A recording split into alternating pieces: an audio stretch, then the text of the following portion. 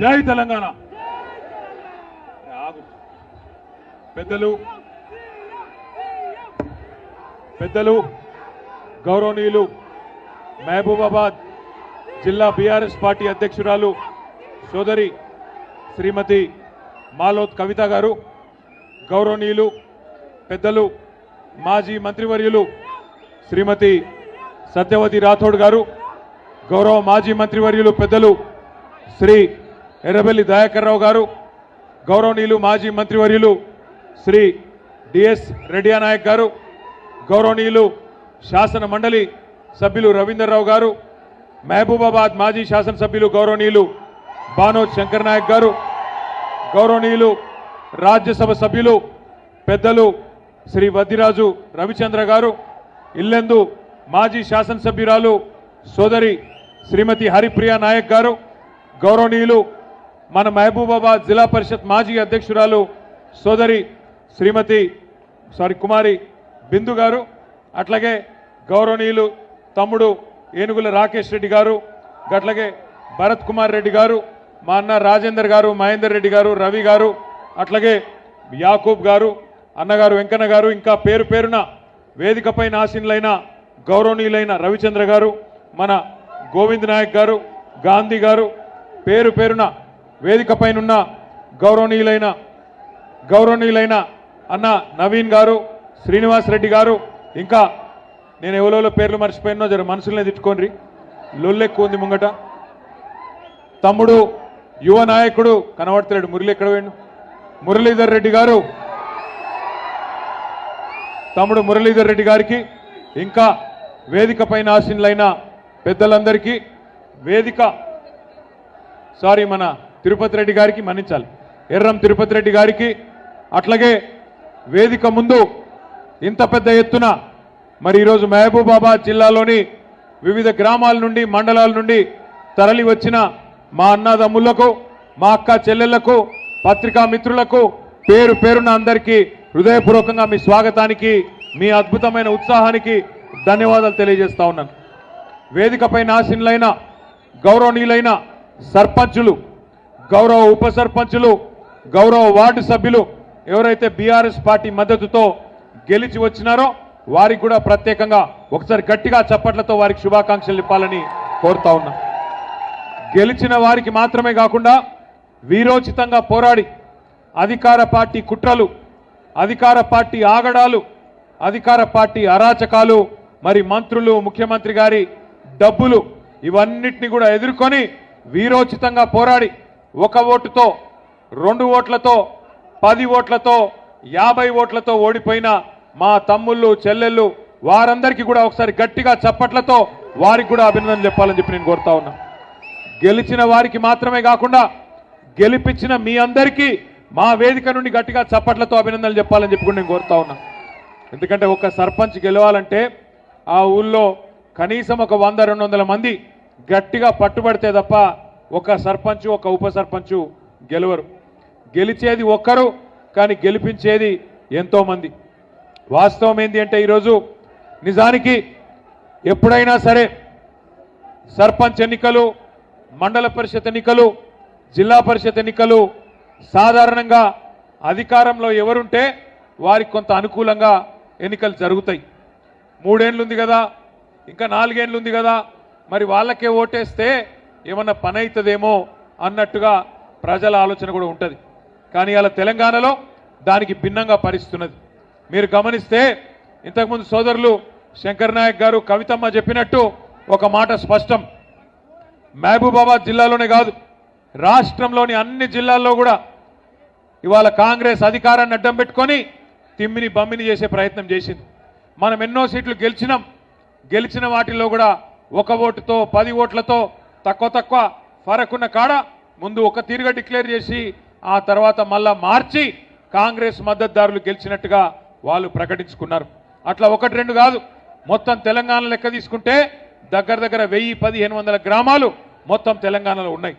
ఆ లెక్కన ఇవాళ కాంగ్రెస్ సర్పంచ్ ఎన్నికలు పెడితే దగ్గర 45% ఇవాళ సర్పంచ్ ఎన్నికల్లో బీఆర్ఎస్ గెలిచింది అంటే ప్రజల్లో మార్పు వచ్చింది అనేది అర్థమైతా ఉన్నది. తమ్ముడు దగ్గర మధ్యలో కూర్చోండమ్మా. జర ఇక్కడ ఇక్కడ కూర్చోండి, మీరు కూర్చుంటారు, వెనక కనబడతలేదు, కూర్చోండి, జర కూర్చోండి, కూర్చుంటే వెనక తమ్ముడు కూర్చోండి ప్లీజ్. అట్లాగే ఇవాళ రాష్ట్ర వ్యాప్తంగా ప్రజల్లో మార్పు అనే ఆలోచన మొదలైంది. 2 ఏళ్లు నిండింది ఇప్పటికి కేవలం కాంగ్రెస్ పార్టీ ప్రభుత్వం వచ్చి, కానీ 2 ఏళ్లలోనే ప్రజల్లో తిరుగుబాటు ప్రారంభమైంది. రైతు బంధు కేసీఆర్ గారు ఉన్నప్పుడు బ్రహ్మాండంగా ఒకసారి కాదు 2 సార్లు కాదు 11 సార్లు మీరు దండం పెట్టే అవసరం లేకుండా, దరఖాస్తు పెట్టే అవసరం లేకుండా 73,000 కోట్ల రూపాయలు 70 లక్షల రైతుల ఖాతాల్లో నాటేసే టైం వచ్చిందంటే ఫోన్లన్నీ టింగు టింగు టింగ్ అంటుండే 70 లక్షల ఖాతాల్లో 73,000 కోట్లు పడ్డాయి. ఈరోజు ఉన్నదా పరిస్థితి? ఒకప్పుడు కేసీఆర్ గారు ఉన్నప్పుడు రైతు బంధు పడుతుందా అంటే అది ఆటోమేటిక్గా పడేదే కదా, ఏమున్నది వార్త అన్నట్టు ఉంటుండే. కానీ అలా కాంగ్రెస్ ప్రభుత్వం వచ్చినాక ప్రతి సీజన్కు ప్రతిసారి నాట్లేసే టైంకు రైతు చూడాలి, ఈసారి ఎత్తడో వెయ్యడో ఏమవుతుందో అనే ఒక ఆందోళన రైతుల్లో ఉన్నది. ఒకసారి కాదు 2 సార్లు రైతు బంధు కొట్టిండి. 2 ఏళ్లలోనే 2 సార్లు రైతు బంధు కొట్టిన దొంగ రేవంత్ రెడ్డి. అట్లాగే ఇలా రైతులు బాధపడుతున్నారు మహబాద్లో, అట్లాగే డోర్నకల్లులో, ఈ ప్రాంతంలో ఉన్న ఇతర నియోజకవర్గాల్లో కూడా. మాయమాటలు నమ్మిండ్రు, రైతులు నమ్మిండ్రు, ప్రజలు నమ్మిండ్రు, మన కార్యకర్తలు కూడా పోయిన శాసనసభ ఎన్నికల్లో కొద్దిగా డీలా పడ్డారు. ఒక మాట నేను అడుగుతా, మీరు నిజాయితీగా సమాధానం చెప్పాలని చెప్పి నేను కోరుతా ఉన్నా. ఇక్కడికి వచ్చిన మా మహబాద్ డోర్నకల్ నియోజకవర్గ అన్నదమ్ముల ఆడబిడ్డలను నేను ఒక మాట అడుగుతున్నా, నిజాయితీగా సమాధానం చెప్పండి. మీరు ఏమనుకున్నారు? మహబాద్ వాళ్ళు డోర్నకల్ వాళ్ళు ఏమనుకున్నారంటే పోతే మా ఒక్క సీటు పోతుందేమో కానీ కేసీఆర్ సార్ అయితే ఉంటాడు కదా అనుకున్నారు, అంతేనా? ఇది సీటీలు కొట్టే ముచ్చట కాదు, సిగ్గుపడే ముచ్చట. ఎందుకంటే ఇక్కడ మీరు ఓడిపోతే, ఎమ్మెల్యేలు గెలవకపోతే కేసీఆర్ సార్ ముఖ్యమంత్రి ఎట్లయితాడు? మీరేమనుకున్నారు? పోతే మా ఒక్క సీటు పోతుంది, పోతే మా ఒక్క ఎమ్మెల్యే పోతాడు, కానీ కేసీఆర్ ఉంటాడు కదా అనుకున్నారు. మాకేం డోకా ఉన్నది, రైతు బంధు వస్తుంది, 24 గంటల కరెంట్ వస్తుంది, గోదావరి నీళ్లు తెచ్చిండు కేసీఆర్ గారు కాళేశ్వరం రూపంలో. ఇదివరకు వాళ్ళు కాలువలతో విడిచిపెట్టిపోతే ఆ కాలువల్లో తుమ్మ చెట్లు మొలిస్తే మా డోర్నకల్లులో, తుంగతుర్తిలో, మా నెల్లికుదురులో, కేసముద్రంలో కాళేశ్వరం నీళ్లు తీసుకొచ్చిన ఘనత ఎవలది? గోదావరి నీళ్లు తెచ్చిన ఘనత ఎవలది? కేసీఆర్ గారిది. అందుకే మీరేమనుకున్నారు? కేసీఆర్ అయితే ఉంటాడు, పోతే మా సీటు పోతుంది అనుకున్నారు. కానీ ఇప్పటికి అర్థమైందా మరి? ఒక్కొక్క ఓటు విలువ, ఒక్కొక్క గ్రామంలో ఒక్కొక్క ఎమ్మెల్యే విలువ ఇప్పుడన్నా మనం తెలుసుకోవాలి. మీ లెక్కనే చాలామంది అనుకున్నారు రాష్ట్రంలో. మీరు మహబాద్ వాళ్ళు ఎట్లా అనుకున్నారో, పాలకుర్తి వాళ్ళు ఎట్లా అనుకున్నారో, డోర్నకల్ వాళ్ళు ఎట్లా అనుకున్నారో, ఇంకా వేరే వాళ్ళు కూడా గట్లే అనుకున్నారు. ఆఖరికి ఏమైంది? దొంగ మాటలు చెప్పి, జర్ర నువ్వు ఆడ మొత్తుకుంటే నేను ఈడ మొత్తుకుంటే ఎవరికి వినబడుతుందా తమ్మి ఆగు. దొంగ మాటలు నేనేదో కోపంతో అంటలేను, బాధతో అంటలేను. దొంగ మాటలు చెప్పి ఇవాళ అధికారంలోకి వచ్చింది అడ్డదారిన కాంగ్రెస్ పార్టీ. ఎన్ని మాటలు, ఎన్ని అబద్ధాలు! ఒకటా రెండా? 420 హామీలు. కేసీఆర్ గారు 10,000 ఇస్తే రైతులకు నేను 15,000 ఇస్తా అన్నాడు. కేసీఆర్ గారు కౌలు రైతులను పట్టించుకుంటలేడు, నేను కౌలు రైతులకు కూడా రైతు బంధు ఇస్తా అన్నాడు. ఇవన్నీ 100 రోజుల్లోనే చేస్తా అన్నాడు. కేసీఆర్ గారు రైతు కూలీలను పట్టించుకోలేదు. జాబ్ కార్డు ఉంటే చాలు, నేను ఒక్కొక్కలకు నెలకు 1000 రూపాయలు ఇస్తా, ఆత్మీయ భరోసా అని రైతు కూలీలకు మాటిచ్చిండు. కేసీఆర్ గారు లగ్గం చేస్తే కళ్యాణ లక్ష్మి షాదీ ముబారక్ కార్యక్రమం కింద 1,00,000 రూపాయలు ఇస్తున్నాడు, నేను తులం బంగారం ఇస్తా అన్నాడు. కేసీఆర్ 2,000 పెన్షన్ ఇస్తున్నాడు, నేను ముసలమ్మకు ముసలయ్యకు ఇంట్లో ఉండే ఇద్దరికి 4,000 పెన్షన్ ఇస్తా అన్నాడు. ఒకదానికేమో సోనియమ్మ మీద ఒట్టన్నాడు, ఇంకో దానికేమో ప్రియాంక గాంధీ మీద ఒట్టన్నాడు, ఇంకో కార్యక్రమానికి రాహుల్ గాంధీ మీద ఒట్టన్నాడు. ఇన్ని ఒట్లు పెట్టి, అడ్డమైన మాటలు చెప్పి, అరిచేతిలో వైకుంఠం చూపెట్టి గద్దెనెక్కిండ్రు అత్యవసర మార్కులతో కాంగ్రెస్ వాళ్ళు. 2 ఏళ్ళు అయిపోయింది. 100 రోజులు అన్నారు, గ్యారంటీ కార్డులు అన్నారు, బాండ్ పేపర్లు రాసిచ్చిండ్రు. మరి 2 ఏళ్లలో ఏం పీకిండ్రు నేను అడుగుతున్నా. ఏం చేసింది కాంగ్రెస్ పార్టీ? 2 ఏళ్ళు. ఏమన్నా అడిగితే ఒకటే చెప్తారు, ఫ్రీ బస్ ఇచ్చినాం. ఎవలకు ఫ్రీ బస్సు? మహిళలకు ఫ్రీ అట, కానీ మొగళ్లకు డబుల్ టికెట్ అట. ఇంట్లో ఉండే పిల్లగాళ్ళకు చారణ పెంచిర్రు బస్ పాస్లకు. ఇక ఫ్రీ ఎట్లయితే నాకు తెలియక అడుగుతా. అంటే ఇట్లా అబద్ధాలు చెప్పి రాష్ట్రాన్ని ఆగం చేసి మంచిగా నడుస్తున్న రాష్ట్రాన్ని ఇవాళ ఆగమాగం చేసే పరిస్థితి తీసుకొని వచ్చినారు. మన ప్రజలు కూడా నమ్మిండ్రు. కేసీఆర్ గారు 2000 పెన్షన్ ఇచ్చిండు కదా, మరి ఈయన చెప్తున్నాడు కదా 4000 ఇస్తా అని, ధనిక రాష్ట్రం కదా ఇస్తాడేమో అనుకున్నారు. మరి ఎక్కడ పోయింది ఇవాళ ధనమంతా? ఎక్కడ పోతుంది అంటే ఢిల్లీకి పోతున్నది. ఇలా నిజంగా మహబాద్కి ఇక్కడికి వస్తుంటే కవితమ్మ ఫోన్ చేసింది, ఎంపీ గారు ఫోన్ చేసి, మన అధ్యక్షురాలు ఫోన్ చేసి అన్నది, అన్న కాంగ్రెస్ వాళ్ళు కూడా ఏదో కార్యక్రమం పెట్టుకున్నారు, పోలీసు వాళ్ళు అంటున్నారు ఈ రోడేమట వద్దు, అట్లా నెల్లి కుదురు మీకెళ్ళి తిరిగి రమ్మంటున్నారు అని అన్నది. అంటే నేనన్నా ఎందుకమ్మా అన్న మన ప్రోగ్రామే ఒక పెద్ద నాయకుడు, మా ప్రాంతంలో అందరం గౌరవించే నాయకుడు నూకల రామచంద్రారెడ్డి గారని మంచి నాయకుడు ఉండే, ఆయన విగ్రహం, ఎందుకంటే ఆయన గతంలో మంత్రిగా పనిచేసినాడు, ఎమ్మెల్యేగా పనిచేసినాడు, నికార్సైన తెలంగాణ వాది. నిజానికైతే అప్పుడెప్పుడో 1970వ దశకంలోనే ముఖ్యమంత్రి కావాల్సిన స్థాయి ఉన్న నాయకుడు రామచంద్రారెడ్డి గారు. ఆయనను కాంగ్రెస్ ఎప్పుడో మర్చిపోయిందన్నా, కానీ మన నాయకుడు కేసీఆర్ గారు మహబూబాబాద్ను జిల్లా చేయడమే కాకుండా జిల్లా కలెక్టరేట్ పెట్టి, ఆ జిల్లా కలెక్టరేట్ ప్రారంభోత్సవానికి వచ్చినప్పుడు అందరూ కాంగ్రెస్ వాళ్ళు మర్చిపోయిన రామచంద్రారెడ్డి గారి విగ్రహాన్ని పెట్టాలనే నిర్ణయం తీసుకున్నది మన నాయకుడు కేసీఆర్ గారు.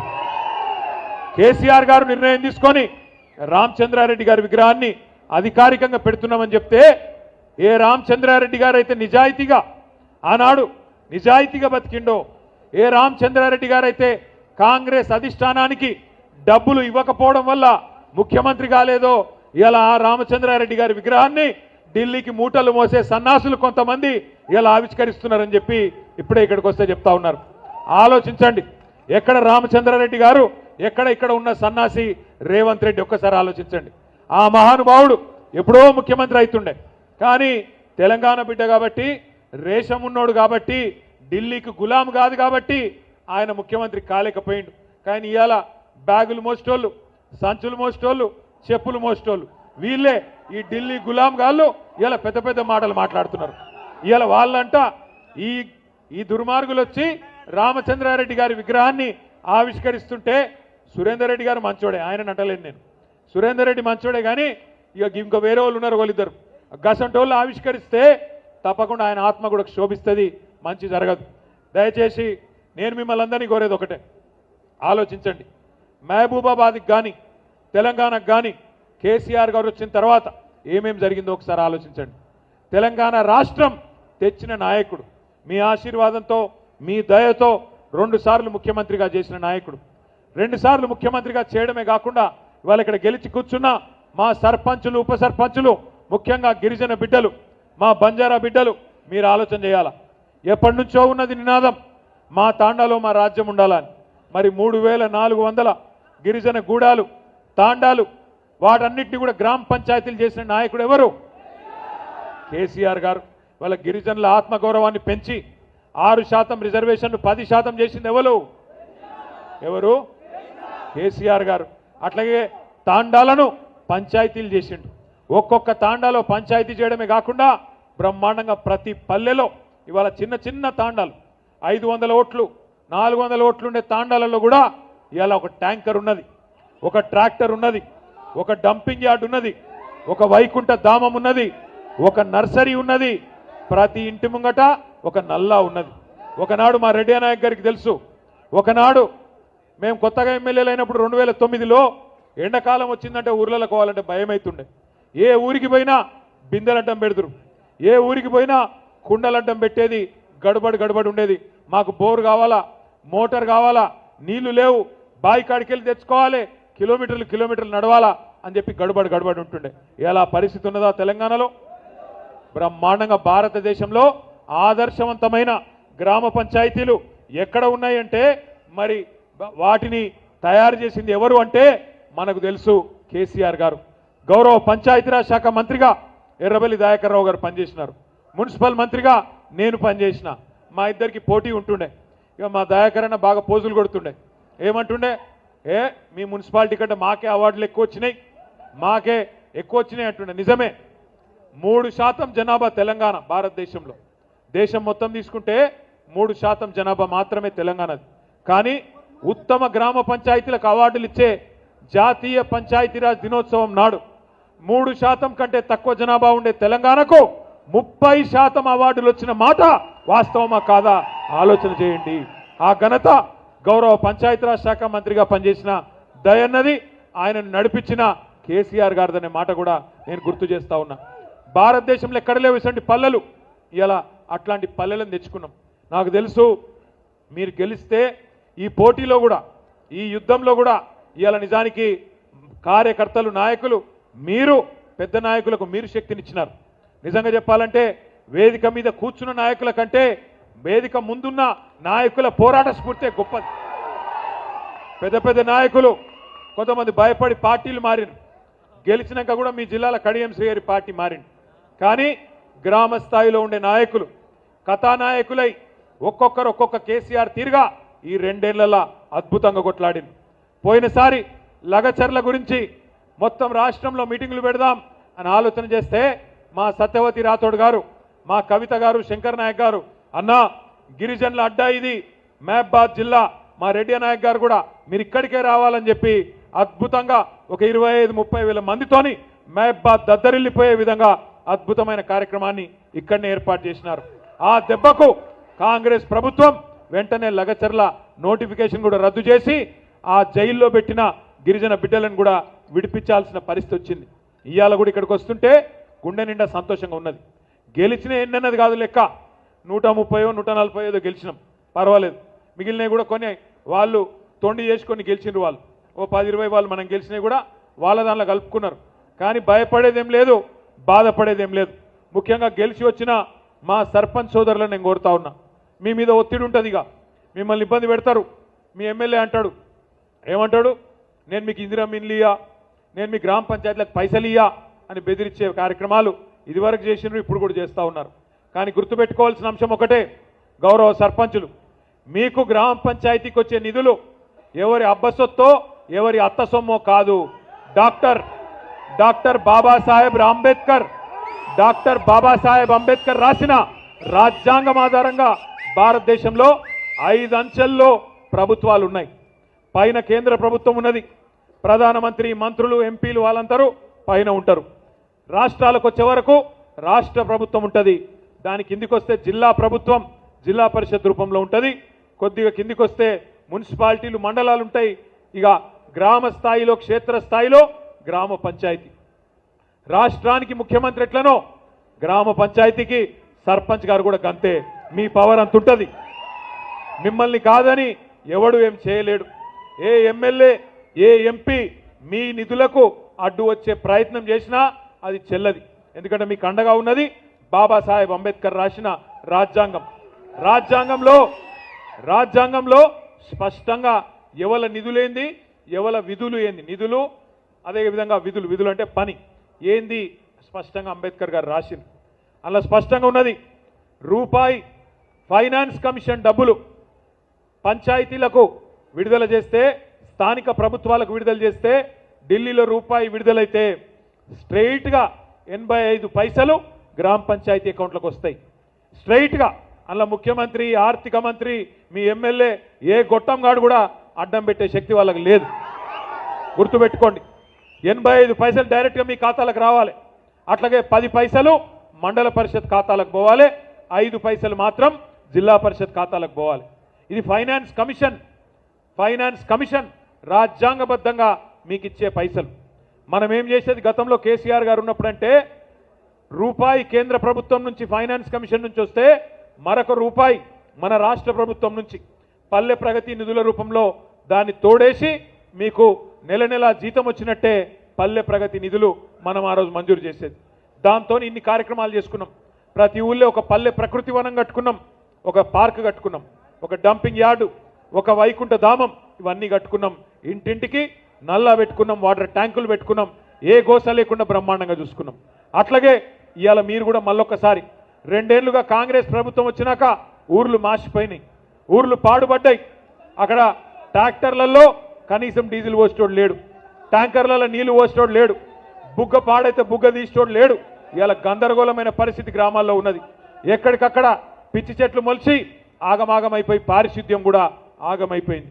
నేను సర్పంచ్లను కోరుతా ఉన్నా, ముఖ్యంగా బీఆర్ఎస్ సర్పంచ్లను కోరుతా ఉన్నా, మీరు చూపెట్టాలి కాంగ్రెస్ వాళ్ళకు తోవ, మీరు చేయాలి వాళ్ళకు బుద్ధి వచ్చేటట్టు పని.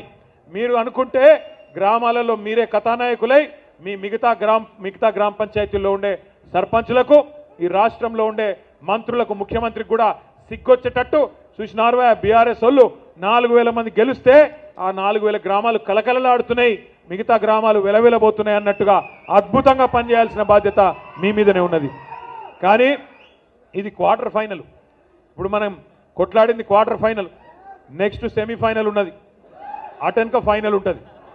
సెమీఫైనల్ ఏంటిది? ఇప్పుడు మున్సిపాలిటీ ఉన్నది, జిల్లా పరిషత్ ఉన్నది, మండల పరిషత్ ఉన్నది, అది సెమీఫైనల్. అది సెమీఫైనల్. ఫైనల్ 2028. ఇప్పుడు ఇక్కడికి రాగానే మీరు లొలి పెడుతున్నారు. మళ్ళా కేసీఆర్ గారు తిరిగి సీఎం కావాలన్నదే మా అందరి కోరిక, మనందరి కోరిక. కరెక్టేనా? ఈ రాష్ట్ర ప్రజల కోరిక కేసీఆర్ గారు తిరిగి ముఖ్యమంత్రి కావాలి. ఎందుకంటే పాడైపోయిన రైతాంగం, పాడైపోయిన వ్యవసాయం బాగు చేసింది కేసీఆర్. 24 గంటల కరెంటు రైతాంగానికి ఉచితంగా ఇచ్చింది కేసీఆర్. 73,000 కోట్ల రూపాయలు రైతుల ఖాతాల్లో రైతు బంధు రూపంలో వేసింది కేసీఆర్. ఆడపిల్లల పెళ్లిళ్లు 15 లక్షల మందికి మరి కళ్యాణ లక్ష్మి పేరుతో చేయించింది కేసీఆర్. పాడుబడ్డ వెనుకబడ్డ మహబూబాబాద్ జిల్లాను జిల్లా కేంద్రం చేసింది కేసీఆర్. ఈ జిల్లాలో మెడికల్ కాలేజ్, నర్సింగ్ కాలేజ్ పెట్టడమే కాకుండా ఒక సూపర్ స్పెషాలిటీ ఆసుపత్రి పెట్టి మా సత్యవతి గారు, మా శంకర్ నాయక్ గారు గర్వంగా చెప్తుంటారు అప్పుడప్పుడు, అన్నా మా జిల్లా కేంద్రంలో 140 మంది డాక్టర్లు ఉన్నారు తెలుసా మీకు అని వాళ్ళు గర్వంగా చెప్తున్నారు. ఆ పరిస్థితి వచ్చిందంటే దానికి కారణం ఎవరు? కేసీఆర్. అందుకే నేను అంటున్నా, మళ్ళొక్కసారి కేసీఆర్ గారి నాయకత్వం రావాలి. ఈ లోపల కేసీఆర్ గారు కాలు బయట పెట్టంగానే కొన్ని జంతువులు మరుగుతున్నాయి, మీరు చూస్తున్నారు. జరా నేను ఒరుతున్నా కదా, నన్ను ఒర్రని. కొంతమంది కొన్ని జంతువులు మరుగుతున్నాయి. కేసీఆర్ గారు వచ్చి బయటికి వచ్చి ఒక్కసారి ప్రెస్ ముంగట కనవడంగానే కొంతమందికి ఆగమాగం అవుతుంది, అజీర్తి అవుతుంది, కడుపులో మరుగుతున్నారు. ఎట్లా మాట్లాడుతున్నారో మీరు చూస్తున్నారు. ఎంత దుర్మార్గం కాకపోతే ఒక 71-72 ఏళ్ల పెద్ద మనిషి, 2 సార్లు రాష్ట్రానికి ప్రజల చేత ముఖ్యమంత్రిగా ఎన్నుకోబడ్డ నాయకుడు, తెలంగాణ తెచ్చిన నాయకుడు, అట్లాంటి నాయకుడిని పట్టుకొని నోటికొచ్చిన మాటలు. ఒకసారేమో కాలిరిగింది అని ఆనందం, ఇంకోసారేమో ఆయన చచ్చిపోవాలని చెప్పి శాపనార్థాలు. ఇది మంచిదేనా? ఇది మంచి పద్ధతేనా? మాకు రావా మాటలు, మాకు రావా బూతులు? రేవంత్ రెడ్డి, నీకు నేను చెప్తున్నా, నీకు ఒకటే భాష వచ్చురా నాయన, నాకు 3 భాషలు వచ్చు. నువ్వు ఒకటే భాషలో బూతులు తిడతావు. నేను అనుకుంటే గట్టిగా అనుకుంటే 3 భాషలలో తిడతా, హిందీలో, ఇంగ్లీష్లో, తెలుగులో తిడతా. నీకు ఒకటే వచ్చు. నేను పక్కా ఉర్దూలో కూడా తిడతా. ఇక మా అక్క వాళ్ళను, మా అన్న వాళ్ళని అడిగి కొన్ని రోజుల గోర్మాటి భాష కూడా నేర్చుకుని అందులో కూడా తిడతా. మా లంబాడా సోదరుల భాష కూడా నేర్చుకొని అందులో కూడా తిడతా. కానీ ఇప్పుడు నువ్వు కూర్చున్న పదవి, దానికి గౌరవం ఇచ్చి మాట్లాడతలేవు. ఎందుకంటే నీకంటే ఎక్కువ వచ్చు భాష, నీకంటే ఎక్కువ తిట్లొచ్చు. కానీ మా అమ్మ నాయన నన్ను సంస్కారంతో పెంచారు. నిన్ను ఎట్లా పెంచారో నాకు ఎరకలేదు. అవి ఏం మాటలు, ఏం భాష అది? నేను గుంటూరులో చదువుకున్నా అంటాడు. అవు, నేను గుంటూరులోనే చదువుకున్నా, ఇంటర్మీడియట్ చదువుకున్నా, కరెక్టే. నేను గుంటూరులో చదువుకుంటే తప్పైతే, ఆంధ్రాలో చదువుకుంటే తప్పైతే, మరి నువ్వు భీమవరం నుంచి అల్లుని తెచ్చుకుంటే ఉప్పు ఎట్లయితుంది? మరి నువ్వు అల్లుని తెచ్చుకున్నావు భీమవరంకి వెళ్ళి, ఆంధ్రాకి వెళ్ళి. నేనేమన్నా అన్నానా? మేమేమైనా అన్నామా? ఇది వ్యక్తిగతమైన సంబంధాలు, సంస్కారానికి సంబంధించిన అంశం. మీ కుటుంబ సభ్యులను మేము ఎన్నడేమనం, అది మా సంస్కారం. నువ్వు అనొచ్చు, మా వాళ్ళని ఇష్టం ఉన్నట్టు అంటున్నావు, కానీ మేము అంటలేం. మీ భార్య గారిని కానీ, మీ బిడ్డని కానీ ఎవరినేం అంటలేం, ఎందుకంటే అది మా సంస్కారం. అట్లాగే నేను అడుగుతున్నా, ఆయనకి బాధ ఏందో అర్థం కాదు. అడ్డిమారి గుడ్డి దెబ్బలో ముఖ్యమంత్రి అయ్యిండు, ఆయనక సంతోషంగా ఉండొచ్చు కదా. తెల్లారు లేస్తే కేసీఆర్ గారిని తిట్టుడు, తెల్లారు లేస్తే మన మీద ఏడ్చుడు తప్ప పీకిందేమీ లేదు. ఏమన్నా అంటే 2 ఏళ్ల నుంచి ఒకటే టైంపాస్ ప్రోగ్రాం. కొన్ని రోజులు కాళేశ్వరం అంటాడు, కొన్ని రోజులు ఫోన్ ట్యాపింగ్ అంటాడు, కొన్ని రోజులు ఫార్ములా ఈ అంటాడు. పని చేసుడు చేత కాదు. వెనుకటికి ఎవడో ముఖం బాగాలేక అద్దంబల కొట్టుకున్నాడట. గట్లున్నది ఈయన కథ. అరే బంగారు పల్లెంలో పెట్టి నీకు రాష్ట్రాన్ని అప్పచెప్తే, ఇంత అద్భుతమైన రాష్ట్రం, భారతదేశంలోనే తలసరి ఆదాయంలో నెంబర్ 1 రాష్ట్రం తెలంగాణ.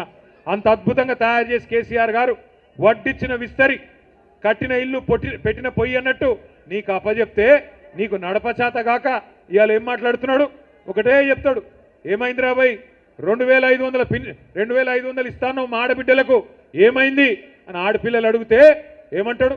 నీ గుడ్లు వీకి గోటీలు ఆడతా అంటాడు. ఏమాయిరా బాయ్ మరి రైతు బంధు ఇస్తా అంటివి 10,000 కాదు 15,000 చేస్తాను పొంకనాలు కొడుతీవి ఏమాయే అని రైతు సోదరులు అడిగితే నీ పేగులు తీసి మెడలేసుకుంటా అంటాడు. ఈ భాష తప్ప పని చేసుడు సాత కాదు. ఒక మంచి పని చేసే తెలివి లేదు. అత్తకు 4,000 అంటివి, కోడలకు 2,500 అంటివి, డైలాగులు కొడుతీవి. విద్యార్థులకు 5 లక్షల విద్యా భరోసా కార్డు అంటివి, ఆడపిల్లలకు స్కూటీలు అంటివి, 2 లక్షల ఉద్యోగాలు అంటివి, నెలకు 4,000 నిరుద్యోగ భృతి అంటివి, తులం బంగారం అంటివి, నీ బోందా అంటివి. ఏడవా అన్ని నేను ఎప్పుడో చెప్పిన మా ఆడబిడ్డలకు. నేను ఇదివరకే చెప్పిన ఈయన తులం బంగారం ఇచ్చే బాపతి కాదు, మీ మెడల పుస్తల తాడు కూడా ఎత్తుకపోతాడు వీడని చెప్పిన. ఇవాళ గాపరిస్తే వచ్చింది. అందుకే నేను అంటున్నా, ఇవాళ ప్రజలు బాధపడుతున్నారు. రాష్ట్రంలో రైతులు అయ్యో పాలిచ్చే బర్రెను కాదనుకొని తన్నే దున్నపోతుని తెచ్చుకున్నామని బాధపడుతున్నారు. వాస్తవం ఇది. కానీ ఎలక్షన్లు అప్పుడు ఆగమై తర్వాత బాధపడితే లాభం లేదు. నేను మొన్న హైదరాబాద్లో ఒక మీటింగ్కి వెళ్ళి ఇంకో మీటింగ్ పోతున్నా. ఒక ఆటో ఆయన వచ్చి నా పక్కకు ఆగిండు. ఆగితే ఆ డ్రైవరు నా దిక్కు చూసి నమస్తే అన్నాడు. నేను కూడా నమస్తే అన్నా. జర అద్దం కిందికి దించు అన్నాడు. దించితే అడిగిండు, సాబ్ కहाँ जा रहे అన్నాడు. మీటింగ్ पे जा रहा हूं. ఏం పేరు నీది అన్న? मेरा नाम महमूद है साहब అన్నాడు. क्या हाल है महमूद भाई అన్న? क्या हाल है साहब? सब बर्बाद है అన్నాడు. सब बर्बाद है क्या हुआ अन्न? अरे इन आने के बाद सब खत्म हो गया साहब, सब कारोबार बंद, पैसा नहीं मिल रहा, क्या करना అన్నాడు. అంటే నేనన్నా మరి ఏ గలత్ ఓట్ కా సజా 5 साल है నా అన్న. అంటే ఒక తప్పు ఓటు శిక్ష 5 ఏళ్ళు కదా మహమూద్ భాయ్, ఏం చేయాలి అన్న. అంటే ఏమంటుండే ఎరికేనా ఆయన నన్ను? సాబ్ కోయి తర్కీబ్ నీ క్యా అంటుండు. అంటే ఏంటో ఎరికేనా? అంటే ఏమైనా ఉపాయం లేదా సార్ అంటుండు. ఉపాయం ఏమి ఉండదు. అందుకే మహబాద్ వాళ్ళు డోర్నకల్ గట్టిగా యాద పెట్టుకోండి. వచ్చేసారి కూడా కేసీఆర్ గారు ఎవలకు బీఫామ్ ఇస్తే ఇక వేరే ఆలోచన ఉండదు. అర్థమైందా? ఇక మా సీటు ఓతే పోయింది కానీ కేసీఆర్ ఉంటాడు, మా ఎమ్మెల్యే ఓతే పోయింది కానీ కేసీఆర్ ఉంటాడు, అట్లా నడవదు. ఎక్కడ ఎవలకు కేసీఆర్ గారు బీఫామ్ ఇస్తే వాళ్ళల్లోనే కేసీఆర్ని చూడాలి.